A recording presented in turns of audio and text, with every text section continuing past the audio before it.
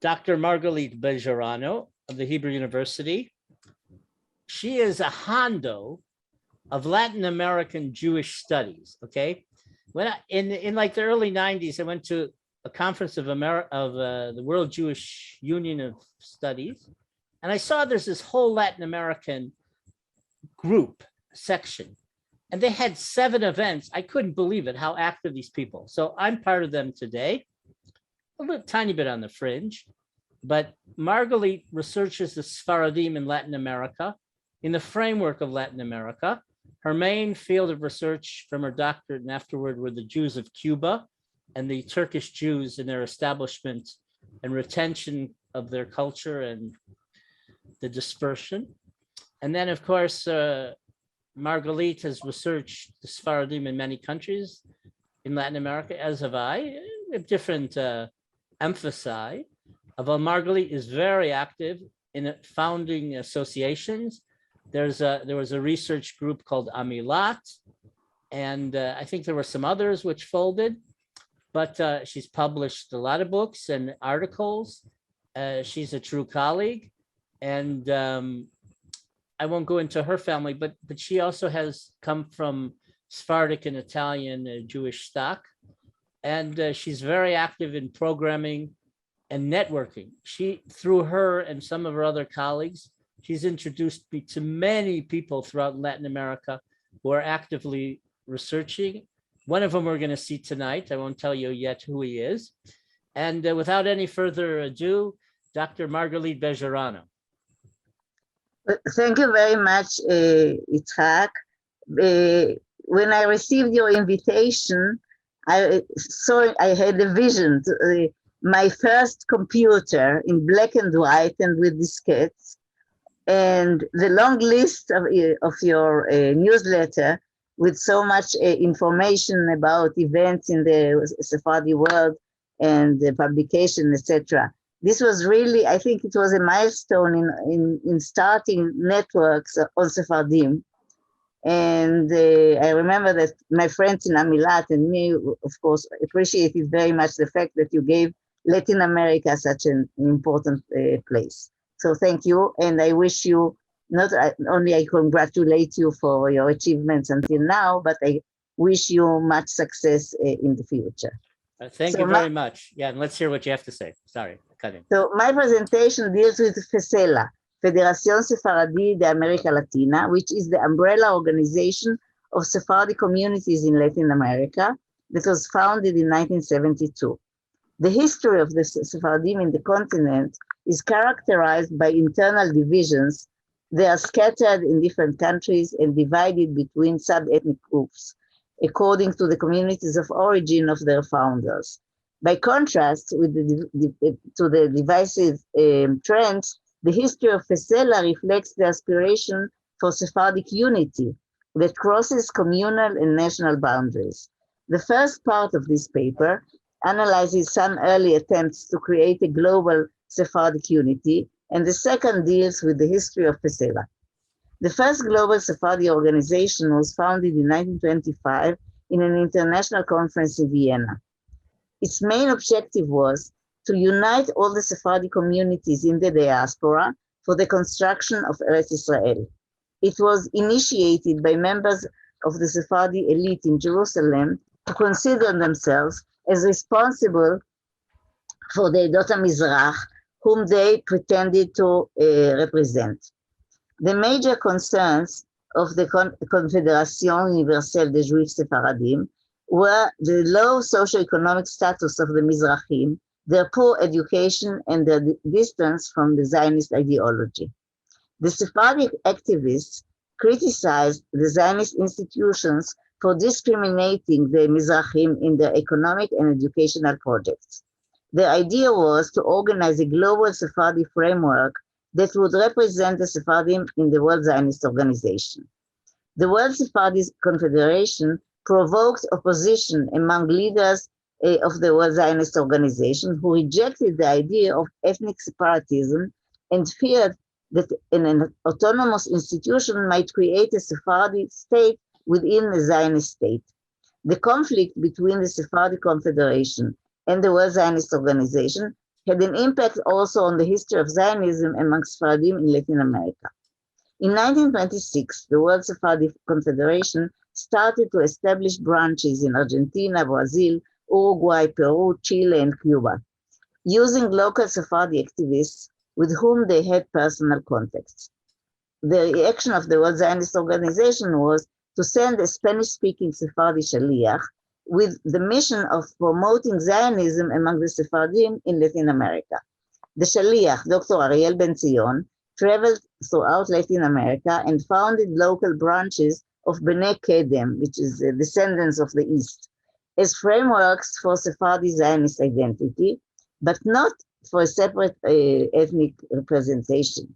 In a publication of Bnei Kedem, Ben-Zion wrote, the purpose of Bnei Kedem is to unite all the Sephardim under the banner of Zionism, to bring them as one element with one soul, one language, and one idea to the Zionist Congress that symbolizes Israel. Bnei Kedem will bring to their fellow citizens the message of the union of the people and the country, and this will influence the fulfillment of the union of all Israel in the diaspora, the beginning of the real union that will take place in Palestine.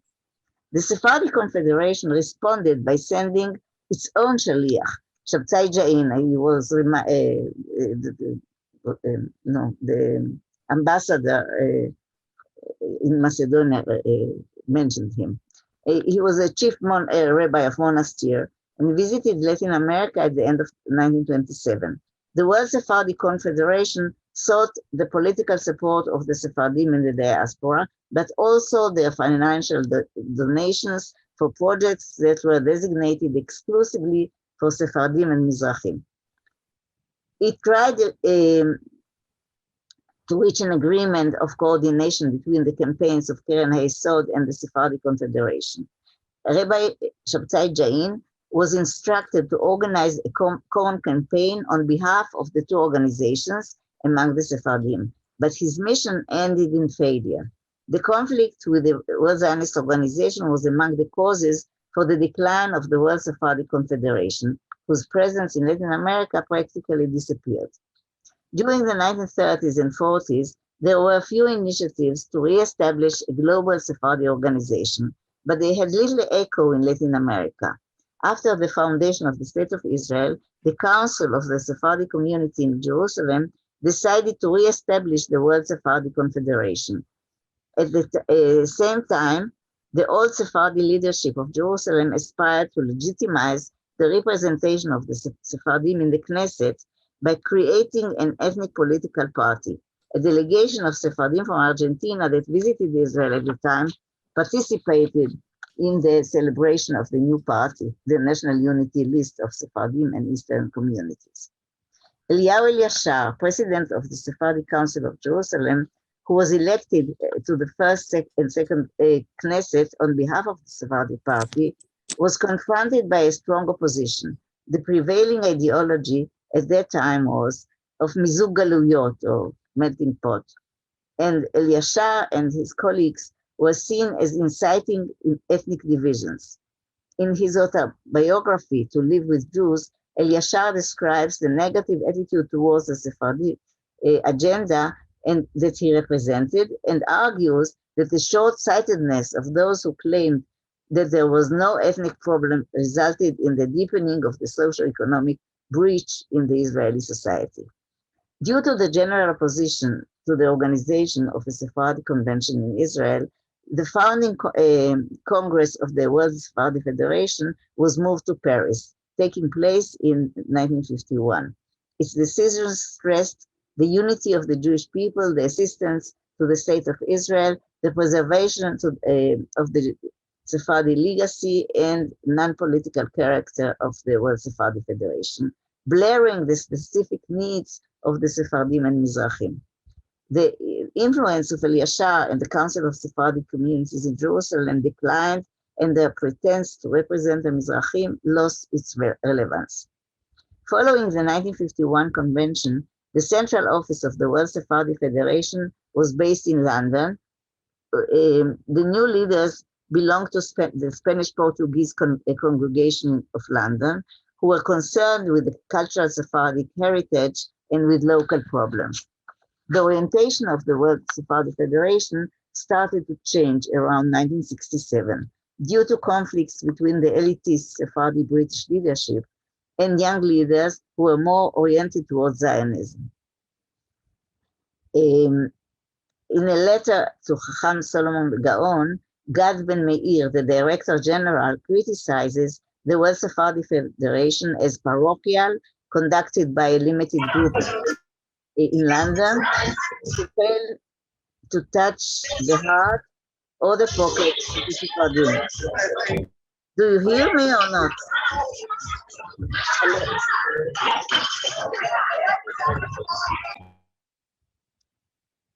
Can I continue? Itzhak? Try to continue, yeah. Continue, okay. The letter points out the need to expand the horizons of the World Sephardi Federation by choosing a dynamic president who, in addition to English, would speak French and Spanish. The election of Nissim Gaon as president of the World Sephardi Federation marks a turning point in the history of the organization.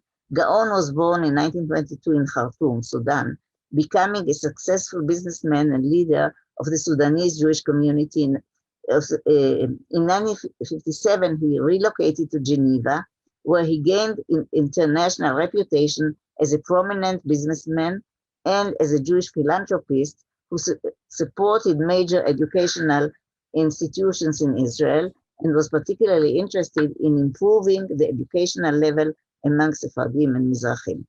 The election of Gaon coincided with the new alliance between the World Sephardi Federation and the World Zionist Organization, that for the first time in its history recognized the legitimacy of a Sephardi representation.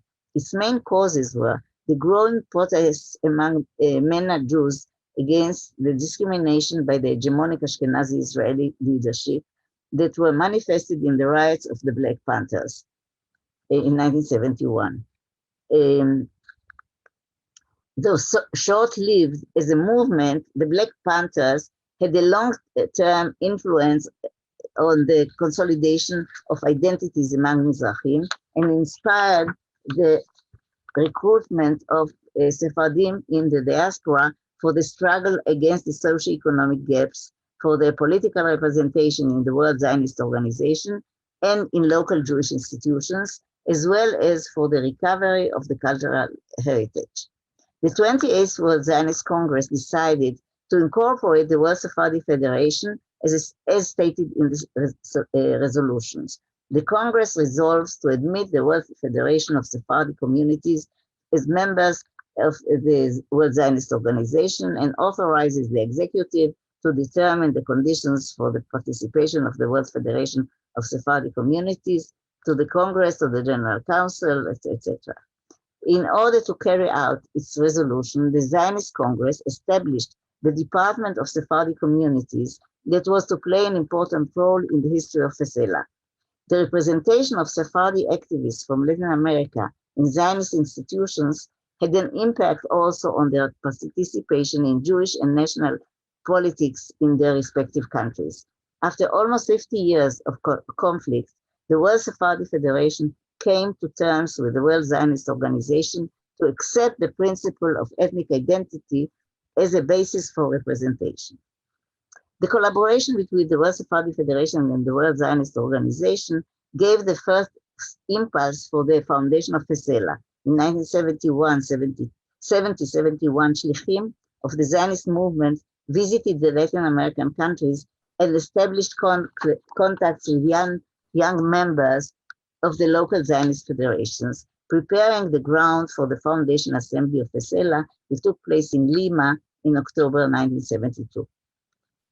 Ruben Beraja, then a promising young leader of the Halabi community in Buenos Aires, was chosen as the president of FESELA, the first president of FESELA.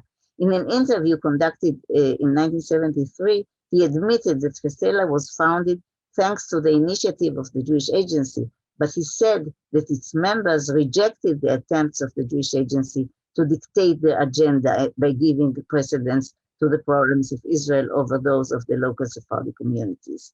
The objectives of FESELA, formulated in the statutes, reflect the interest of the founders in their own problems, such as the representation of the Latin American Sephardi communities, their integration in Jewish and Zionist activities, and the promotion of collaboration with Sephardi institutions in the continent.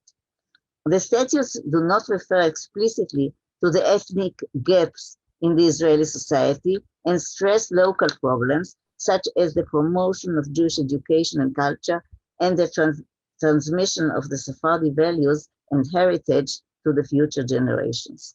The statutes manifest the aspiration of FESELA, quote, to integrate the Sephardim who live in Latin America to Jewish and Zionist activities and to maintain the unity of the Jewish people whose spiritual center is the State of Israel. As a transnational organization that aims to incorporate all the Sephardi communities in Latin America on an equal basis, the seat of FESELA and its senior officials move every 2 years to a different country. The biannual assemblies became fora for the exposure of the problems of the Sephardi communities in Latin America, the ideologies, agendas, and activities. In the framework of promoting the study and the diffusion of the Sephardi culture among Jews and non-Jews, FESELA founded CIDIC-SEF, Sephardic Research and Diffusion Center in Buenos Aires, and CESC, the Center of Sephardic Studies in Caracas. The cultural events attracts Jewish and non-Jewish audience. The cultural activities of FESELA that include publications, exhibitions, lectures, concerts, as well as courses of Ladino and history, transform the Sephardi heritage into a universal patrimony that is shared in the public sphere based on the common Iberian past of Sephardim and Latin Americans. An example of the phenomenon was a celebration of the 850th anniversary of the birth of Maimonides in 1985, thanks to the efforts of FESELA. Buenos Aires, Sao Paulo, Santiago de Chile, Mexico City, Lima, and Miami Beach named streets and public places after the great Sephardi philosopher. Elias Salem, who acted as president in 1984 to 86, pointed out the role of FESELA as a mediator between Spain and Israel in political spheres. Quote, the World Sephardi Federation, and especially FESELA, its Latin American branch, through its diverse cultural activities, has contributed actively for the abrogation of the edict of expulsion and the reestablishment of the relations with Israel, end quote. The activities of FESELA provided the political space for Sephardi activists who wished to be integrated into the Zionist and Jewish leadership that were traditionally dominated by Ashkenazim. According to Mexican activists Isaac Aspani and Alberto Levi, we didn't have a space in world Zionism, and we were struggling for a space. Thanks to FESELA, they obtained important roles in Zionist movement in the local, continental, and global levels. Upon the election of FESELA's president, Aryeh Koenig from Mexico, he presented his political belief.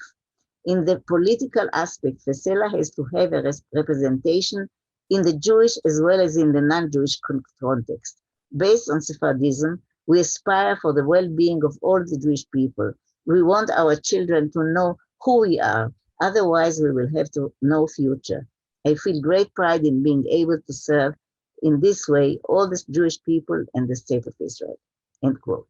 FESELA was a stepping stone for the inclusion of Sephardim in the representative organs of Jewish communities. In a letter from 1993 to Nissim Gaon, Salomon Garassi, then president of FESELA, referred to the presence of Sephardi leaders in the highest roles in the communities of Latin America, mentioning the names of Rubén Baraja in Argentina, Alberto Nasser in Brazil, Moisés Garzón in Venezuela, and Simón Nisan in Mexico, elected as presidents to the umbrella Jewish organizations in their respective countries. He concluded, Sephardim are not behind anymore in Latin America. A most significant event in the history of FESELA was the participation of its activists, among many other Sephardic representatives, in the ceremony in Oviedo, in which the Spanish heir to the throne, today's King Felipe VI, granted the prestigious prize Príncipe de Asturias to the Sephardi communities in the diaspora. The high day of FESELA corresponded with the presidency of Nissim Gaon, who served as president of the World Sephardi Federation for more than 40 years. Gaon increased the influence of the Israeli delegates in the World Sephardi Federation, donating thousands of scholarships to young Mizrahim and contributing generously to the neighborhood rehabilitation project. At the same time, the World Sephardi Federation covered more than 60% of the budget of FESELA, much of which was devoted to cultural and educational purposes, as well as to the cultivation of a young leadership. The severe cuts in the budget of the Jewish Agency had an impact on the decline of the World Sephardi Federation and caused the closing of the Department of Sephardi Communities in the World Zionist Organization. FESELA, however, continues to be active, using local sources to finance its activities. To conclude, FESELA created a common space with a Zionist ideology and the complete identification with the State of Israel that aspires to revive the Sephardic cultural legacy also in the framework of the Gentile society. Nevertheless, it did not pretend to penetrate into the realm of communal institutions that continued to take care of religion, education, and charity in the particularist frameworks of the communities of origin. As an umbrella organization that is both Sephardi and Zionist, FESELA accepts the legitimacy of Moroccan, Halabi, Shami, and Ladino-speaking communities and respects their religious and social autonomy. But it created a political alternative for the integration of Sephardim in larger Jewish frameworks, especially in the Zionist movement. At the same time, it cultivates the Sephardic legacy, establishing a cultural, non-religious alternative for Jewish identity. Thank you very much. Thank you, Margalit. Any questions, comments? I'll just say that FESELA did a lot of cultural programming, but they've sort of failed in Sephardic community and education. And it's not only the void in the Jewish Agency, but it's the void of creating vibrant Sephardic communities and also creating leadership and continuity. And that's the problem. Unfortunately, since 82 to 2008, I worked for the Sephardic Educational Center. For 10 years, Chaim Asitz and myself, we put in content, but it's a huge problem and a huge gap.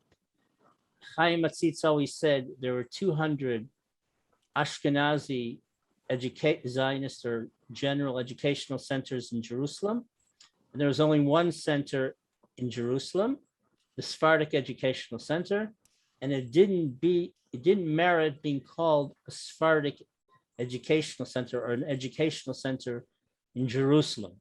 And so there's a gap. Obviously, we're all involved in all this, and there's a lot of cultural activities. There's not so much university Sephardic education in Latin America. And in terms of communities, as you know, they're on their last lap. They're synagogues. But beyond that, in terms of creating a vital culture, it's very problematic. You have a few pockets of Aleppoan Jews, like in a little bit Sao Paulo or Buenos Aires, but it's missing. The Sfaradim they were a third of Latin American Jewry, and the question is where is this vibrant culture? Where can it head, and where is the solidarity with the rest of the Sfaradim in the world? Not a euphoric solidarity with the Jewish world and the Zionist movement. I think part of the problem is that the Latin American Jewish, in fact, the Mexican, that it's a Jewish culture, I know, they are not, they don't know who they are. In fact, they are splitted. The they call Sephardic only for the people that came from Turkey, Spain, and Yugoslavia. All the rest for the Mexican Jewish, they are Arabs, Jewish Arabs. They don't call them a Sephardic group. So if they are not conscious of their own identity, it's very, very difficult to get them to be together with all the Sephardic cultures. Well, if you let me, I will be very brief because this is what you raised. It's for a different lecture. But Mexico is a different case than Argentina, for example. In Argentina, many Aleppo and Damascus communities call themselves Sephardim, and the name Arabs in Mexico was started not by them, the Sephardim, but by the Ashkenazim. This was the stigmatizing them. So I think that it's a complicated story, but I think generally they do accept their being Sephardim, generally in Latin America. And as for what Itzhak said, I think it is connected to the talk of Tzvi Zohar and the religious problem between the Sephardim and the influence of the Ashkenazim on the religion also hits Latin America very deeply. But FESELA tries to be more on the tolerant, traditional Sephardi opening and not to be involved in the very Orthodox communities. So because the very Orthodox, especially the Halabi, are not interested so much in the Zionist activities of FESELA. Sometimes they are against them. So there are many tensions, internal tensions, but I think that I don't want to take too much time from those who come after me. Thank you very much. Thank you again, Margalit, and keep up the good work.